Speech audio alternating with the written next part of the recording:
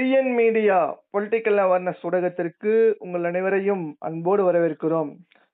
தீமைகள் நீங்க அருளும் வேண்டும் அதிகாரமும் வேண்டும் என்கிற ரமலான் தொடர் நிகழ்ச்சியில் இன்று நம்முடன் நாம் தமிழர் கட்சியின் மாணவர் பாசறை மாநில ஒருங்கிணைப்பாளர் ஆம்பூரை சார்ந்த தம்பி முதஸ்ஸிர் அவர்கள் நம்மோடு இணைந்திருக்காங்க. வாங்க அவர்களுடன் கேள்விகளை கேட்டு பதிலை பெறுவோம். அஸ்ஸலாமு அலைக்கும் முதஸ்ஸிர். வலைக்கும் அஸ்ஸலாம் அண்ணே. நலமா இருக்கீங்களா? நான் அல்ஹம்துலில்லாஹ் நலமா இருக்கேன். நீங்க நலமா இருக்கீங்களா? அல்ஹம்துலில்லாஹ் நலம். வாங்க கேள்விக்குள்ள போயிடலாம். தமிழ் இஸ்லாமியர்கள் தங்களை தமிழர்கள் என்று சொல்வது இஸ்லாமிய மார்க்கத்திற்கு எதிரானதா? தமிழ் முஸ்லிம் தமிழன் என்று சொல்லலாமா என்றால் எனக்கு தோன்றுவது கண்டிப்பா சொல்லலாம் அண்ணா. ஏன்னா மதம் வேறு மண் அடையாளம் வேறுண்ணா. இஸ்லாம் எங்கேயும் உங்க தாய்மொழியை மறுக்கணும்னு சொல்லலண்ணா. குரான்ல சொல்லுதுன்னா மனிதர்களை இனங்களாகவும் சமூகங்களாகவும் படைத்தோம், ஒருவரை ஒருவர் அறியத்தான், மற்றபடி வேற எதுக்கும் இல்ல. அப்படின்னா இன அடையாளம் இருப்பது தப்பில்லை. தப்பானது என்னன்னா அதை மேன்மை உணர்ச்சியா மாற்றுவது. நம்ம வந்து ஒரு எப்படி சொல்றது, நான் ஒரு இஸ்லாத்துக்கு சேர்ந்தவன், நான் ஒரு இது அப்படின்னு சொல்லி உணர்வா பேசி அதை வந்து பாத்தீங்கன்னா ஒரு மாற்றம் இல்லையா, மாற்றத்தை கொண்டு வரோம் இல்லையா, அதுதான் தவறுன்னு சொல்றோமே தவிர நீ வந்து தமிழனாயிரு, இஸ்லாமியனாயிரு, கிறிஸ்துவனாயிரு, யாராவனாயிரு, உன் அடையாளத்தை அது உன்னுடைய அடையாளம், அதை நீ மறைக்காத அப்படின்னு சொல்றாங்கண்ணா. அதாவது நீங்க சொல்ல வர்றது எப்படின்னா, நான் உயர்ந்தவன் நீ தாழ்ந்தவன் என்று அப்படி சொல்றத வந்து தவறு அப்படின்னு சொல்லி சொல்றீங்க. அப்படித்தானே? ஆமாண்ணா, அப்படி எடுத்துக்கலாங்க. நான் முஸ்லீம், அது நம் நம்பிக்கைண்ண. நாம் தமிழ், அது நம் பிறப்புண்ண, அது என்னுடைய பிறப்பு.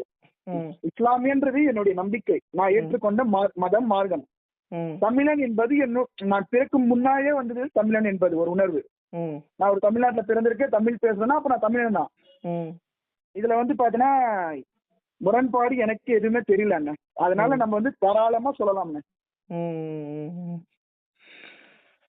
அடுத்தபடியா, தமிழ்நாட்டில் வாழும் இஸ்லாமிய அரசியல் தலைவர்கள் இஸ்லாமிய மக்களுக்கு எந்த விதமான அரசியலை கற்றுக் கொடுத்துள்ளார்கள்? தமிழ்நாட்டுல முஸ்லீம் அரசியல் நீண்ட காலமா பாதுகாப்பு மயமா இருந்ததுன்னா அந்த காலகட்டத்தில் அது தேவைப்பட்ட அரசியலா இருந்துச்சு. ஆனா இப்ப சூழ்நிலை மாறுதுண்ணே. நம் பாதுகாப்பு மட்டும் பேசுறது அரசியல் இல்லாம உரிமை உருவாக்குற அரசியல் இல்லாம இருக்கணும். என்ன, நம்ம இந்த மண்ணோட மக்கள் தமிழக அரசியல் நமக்கு பங்கு இருக்கணும் என்பது இயல்பான விஷயம். ஆனா அதெல்லாம் நமக்கு கிடைக்குதா அப்படின்னும் போது இந்திய காலகட்டத்துல வந்து பாத்தீங்கன்னா நம்மளுடைய இஸ்லாமிய சமுதாய தலைவர்கள் எல்லாமே வந்து பாத்தீங்கன்னா நோட்டுக்காகவும் சீட்டுக்காகவும் மாறிட்டாங்களே தவிர நம்மளுடைய அடையாளத்தையும் உரிமையிலயோ கேட்டு வாங்க முடியல. அவங்களால கேட்டா இடையில இவங்க இருக்காங்க, இவங்க வந்து பாத்தீங்கன்னா பிரச்சனை பண்ணுவாங்க அப்படின்ற மாதிரி பேச ஆரம்பிச்சிட்டாங்க. அதனால நமக்கான உரிமையும் நமக்கான அடையாளத்தையும் நமக்கான தேவைகளையும் நம்ம கேட்டு பெற முடியல. எந்த ஒரு விஷயம் வந்து போராட்டத்தை பண்ணிதான் பண்ண வேண்டியது இருக்கு. இதுல நான் ஒரு சில உதாரணம் கூட கொடுக்குறேன். இஸ்லாமிய தலைவர்கள் எத்தனை பிரச்சனைகளுக்காக முஸ்லீம்களுக்காக போராட்டம் பண்ணி எத்தனை விஷயங்கள் வாங்கி தந்தாங்கன்னு தெரியல. ஆனா நாம் தமிழர் கட்சி வந்து பாத்தீங்கன்னா இஸ்லாமிய விடுதலைக்காக, இஸ்லாமியர்களுக்கான சிஏஏ சில பல நிறைய பிரச்சனைகளுக்காக எல்லா இடத்துலயும் முன்னிட்டு இருக்கு. ஆனா அந்த இஸ்லாமிய பிரச்சனைகளுக்காக நின்ற அண்ணன் சீமானியவே வந்து பாத்தீங்கன்னா பாஜகவின் பி டீம்னு கூட உருவாக்கிட்டாங்க.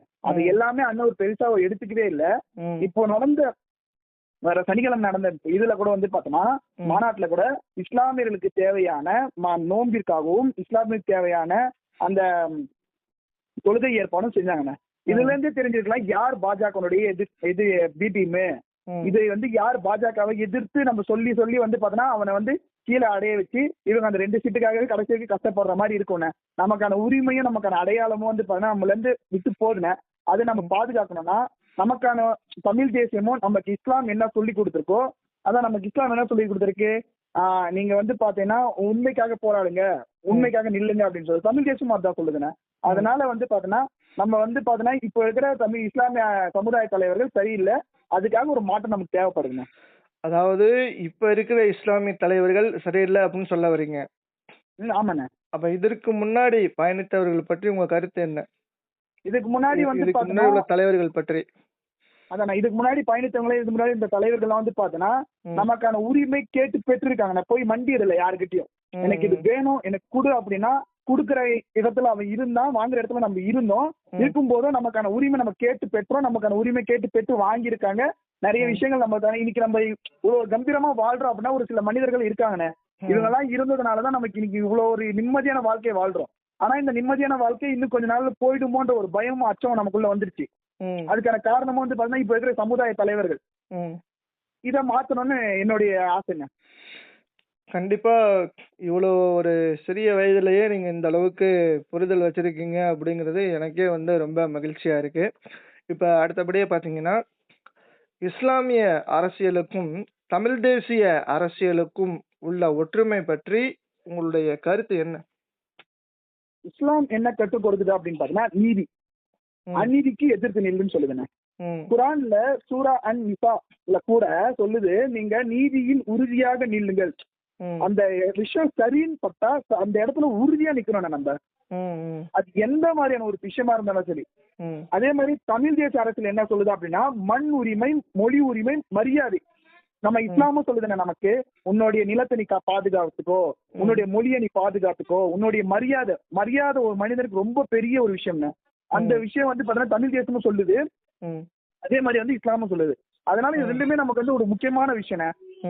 எனக்கு பார்த்த வந்து பாத்தீங்கன்னா நீதி பேசுற இடத்துல இஸ்லாம் இருக்குதா, உரிமை பேசுற இடத்துல தமிழ் தேசம் இருக்குதுண்ணா. அதான் நம்ம வந்து பாத்தீங்கன்னா நீதி பேசுற இடத்துல இஸ்லாம் இருக்கு. சரியான நீதி இந்த எடுத்து இஸ்லாத்துல எடுத்து நம்ம சொன்னா இது கரெக்டா தான் இருக்கும் அப்படின்றது. தமிழ் தேசம் அது நமக்கு ஆதரவா இருக்கு. அப்படி இருக்கும்போது நம்ம ஏன் இது ரெண்டுத்தையும் ஒண்ணு இணைச்சு நம்ம பயணிக்க கூடாது அப்படின்ற ஒரு கருத்து இருக்குல்லண்ணா. அதனால வந்து பாத்தீங்கன்னா ரெண்டும் எதிரானது அல்ல, சரியான புதிரில் இருந்தால் இரண்டும் சேர்ந்து போக முடியும்ன்றது என்னுடைய கருத்துனே. அதே மாதிரி வந்து பாத்தீங்கன்னா எப்படி ஆயிடுச்சுன்னா, இஸ்லாமியர் தமிழ் தேசிய பேசுறவர்கள் வந்து பாத்தீங்கன்னா வெவ்வேறு நினைச்சிட்டு இருக்காங்க.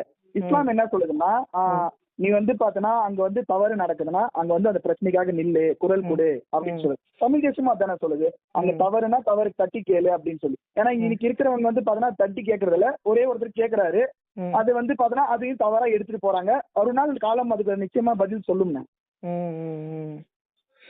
அதாவது அநீதியை எதிர்த்து அநீதியை எதிர்த்து வந்து போர் தொடுப்பதுதான் வந்து ஜிஹாத். அதுதான் அண்ணன் செந்தமிழன் சீமான் அவர்கள் வந்து நிறைய மேடையில வந்து குறிப்பிட்டு பேசுவாங்க. அண்ணன் சொல்லுவாருங்க, அநீதிக்கு எதிராக எவன் குரல் கொடுக்கிறானோ அவனே உண்மையான ஜிஹாத் என்று. எந்த இஸ்லாமிய தலைவர்களும் எந்த மேடையிலுமே இந்த மாதிரி விஷயங்கள பேசவே மாட்டாங்க. நபிகள் என்ன சொன்னார், குரான் என்ன சொல்லுது, அண்ணன் சீமான் பேசுவாருன்னு. நம்ம இஸ்லாமிய தலைவர்கள் வந்து பாத்தீங்கன்னா பேரை சொல்லக்கூடாதுன்னு நிறைய சொல்றேன், ஸ்டாலின் ஐயா இந்த மாதிரி புகழாரம் தான் பாடுவாங்களே தவிர மற்றபடி எதுவுமே பேச மாட்டாங்க. புகழாரம் மட்டுமே பாடுவாங்க. ஆனா இவர் வந்து பாத்தீங்கன்னா இது இஸ்லாம் சொல்லி இருக்கு, தமிழ் தேசமும் இது சொல்லுது, இது உனக்கு சரின்னு படுதா என் கூட நில்லு, இது தவறுன்னு படுதா நீ நடுன்னு நில்லு.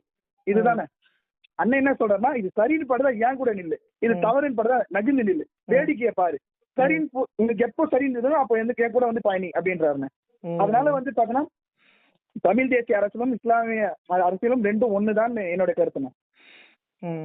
மிக சிறப்பு, மிக சிறப்பு. நம்மளுடைய இந்த நிகழ்ச்சியில கலந்து கொண்டு சிறப்பாக கருத்துக்களை பதிவு செய்ததற்கு நம்முடைய இந்த டிஎன் மீடியா பொலிட்டிக்கல் அவேர்னஸ் ஊடகம் சார்பாகவும் என் சார்பாகவும் உங்களுக்கு நன்றிகளையும் வாழ்த்துக்களையும் தெரிவித்துக் கொள்கிறேன். அஸ்ஸலாமு அலைக்கும் வரஹ்மத்துல்லாஹி வபரகாத்துஹு. வலைக்கும் அஸ்ஸலாம் வரஹ்மத்துல்லாஹி வபரகாத்துஹு. நேயர்களே, நம்மளுடைய இந்த ஊடகத்தில் வரும் நிகழ்ச்சியை நீங்கள் அதிக அளவில் பார்க்கிறீர்கள். நமக்கு மிகப்பெரிய சந்தோஷமாகவும் மகிழ்ச்சியாகவும் இருக்கிறது. அதே சமயத்துல நீங்கள் எங்களை மேலும் ஊக்கப்படுத்துவதற்காக நீங்கள் செய்ய வேண்டியது ஒன்றே ஒன்றுதான், நம்மளுடைய நிகழ்ச்சியை சப்ஸ்கிரைப் பண்ணிட்டு பாருங்க. மீண்டும் சந்திப்போம் வேறொரு சிறப்பு விருந்தினருடன் இன்ஷா அல்லாஹ்.